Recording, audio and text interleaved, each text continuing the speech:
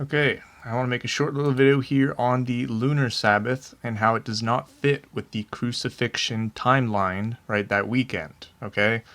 So I made a little chart here, Sunday, Monday, Tuesday, all the way till next week of Sunday, where his body was found gone from the tomb, okay? He rose on the Sabbath day, of course, he's Lord of the Sabbath.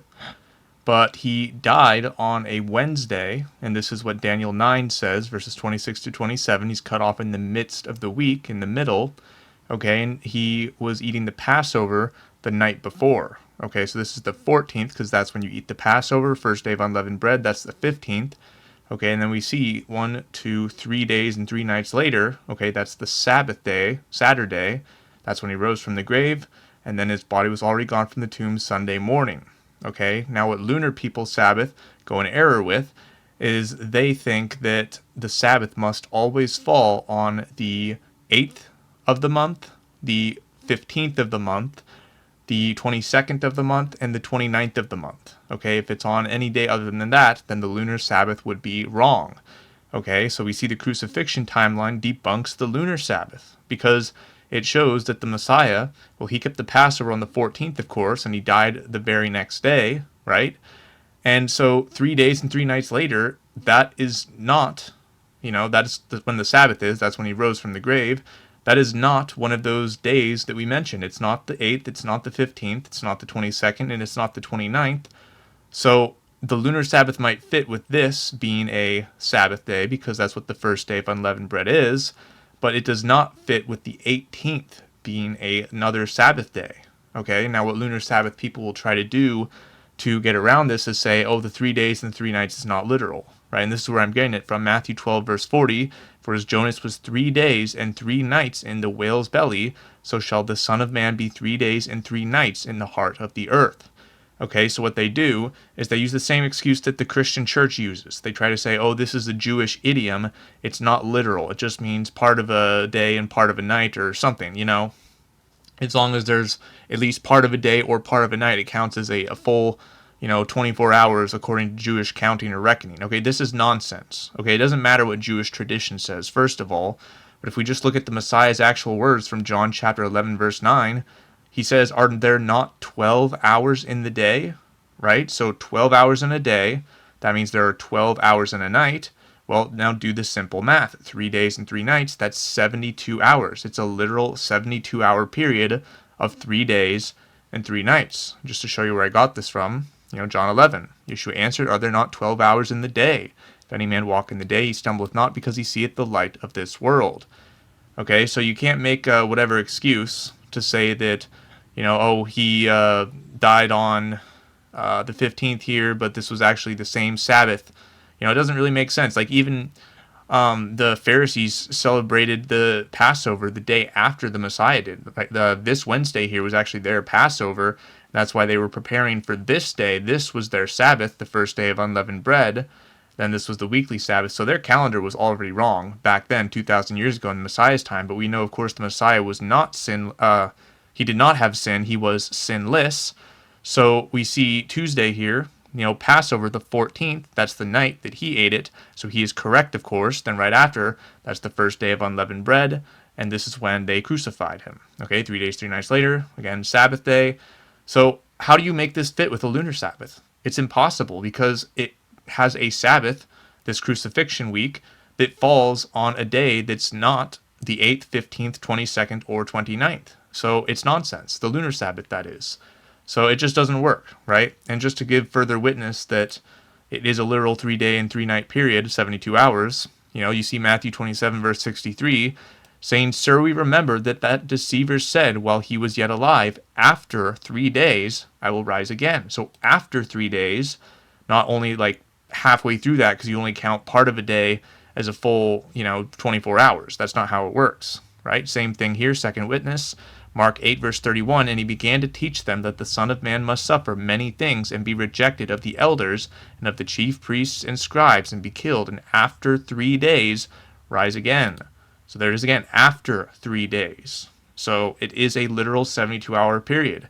And yes, at the end of 72 hours is still after 3 days. It is still after that 72-hour period. It's still 3 days and 3 nights. Okay, it's still part of that last day. because it's right as it's ending. So, yeah, you can't really make this work with a lunar Sabbath. So this is how the actual crucifixion week went down.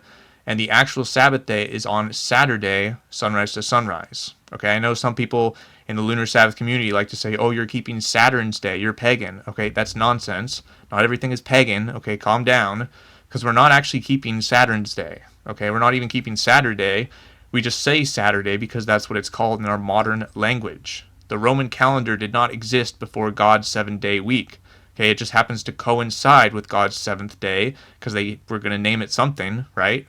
And we're not even keeping Saturday because we're not keeping days from 12 a.m. to 12 a.m. We're keeping them from sunrise to sunrise. Okay, there's a difference there. We're not reckoning time like the Romans. So really, we're keeping part of Saturday and even an even smaller part of Sunday. Okay, so like 75% of Saturday, 25% of Sunday, because the Sabbath is dawn to dawn. You can see this in Matthew 28, verse 1. It says, in the end of the Sabbath, as it began to dawn toward the first day of the week, the two Marys came to see the sepulchre. Okay, so the end of the Sabbath, the very last moments of the Sabbath day, are when the sun is coming up on the first day of the week. So Sabbath day is not evening to evening either. That's another thing. That's not the lunar Sabbath. That's just the false Babylonian Jewish Talmudic evening to evening Sabbath, which a lot of Torah keepers are actually keeping. But the actual Sabbath is Saturday sunrise to Sunday sunrise, right? And really just this whole discussion about the calendar, trying to figure out when to do the feast days, the appointed times, that's not something we're supposed to be doing either, because it says not to do the feasts outside the land in Deuteronomy 12 and Deuteronomy 16, right? So if you're trying to do them right now and figure out when the feasts actually are, you're not listening to what the Torah says, right? It says, wait until you return to the place where God puts his name, which is Jerusalem forever. 2 Chronicles 33 verse 4 says this. So you shouldn't even be trying to figure out the feast days, the calendar. Just keep the Sabbath day on Saturday from sunrise to sunrise. Stop pushing this nonsense lunar Sabbath. It's a huge stumbling block telling the lost sheep of the house of Israel that they need to get off a different day of the week each month, right? That's a burden, right? The Messiah's commandments are not burdensome, and you're turning them into a burden with this lie. And really, I think it's just an excuse for you guys to not keep the Sabbath yourself, because I don't think you guys actually keep this lunar Sabbath. There's not a lot of jobs that allow you to just randomly take off one day of the week and then a different one the next month. So I think you guys just use this as an excuse of, oh, we don't know what the calendar is, we can't figure it out. Well, yes, we can. Right? The 7-day cycle has never been corrupted in history. We have historical and biblical evidence that what we call Saturday today is the Sabbath that they kept in the first century in the Messiah's time. They attacked Jerusalem on 70 AD on Saturn's day. That's when they were vulnerable and resting. Right? And then also the Greek New Testament word for Sabbath, it's Sabbato or Sabbato, however you say it. It means the same thing as Saturday in the Greek language even today. So the New Testament authors, inspired by the Spirit, decided to choose a word that means both Sabbath and Saturday because that's the day that coincides with God's 7th day, Saturn's day. Okay, and again, it coincides with it. It's not like directly one-to-one because, again, days are sunrise to sunrise, not 12 a.m. to 12 a.m.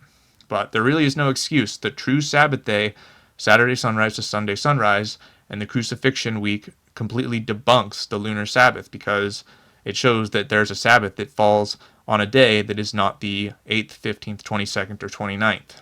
So I'll end it there, but, just stop listening to nonsense. It's a fable, and it needs to be rebuked sharply. If you're going to follow the lunar Sabbath instead of just keep the actual Sabbath on Saturday, well, you're going to go to hell. So stop teaching people because it's a massive stumbling block, and you're going to be punished very greatly if you won't repent.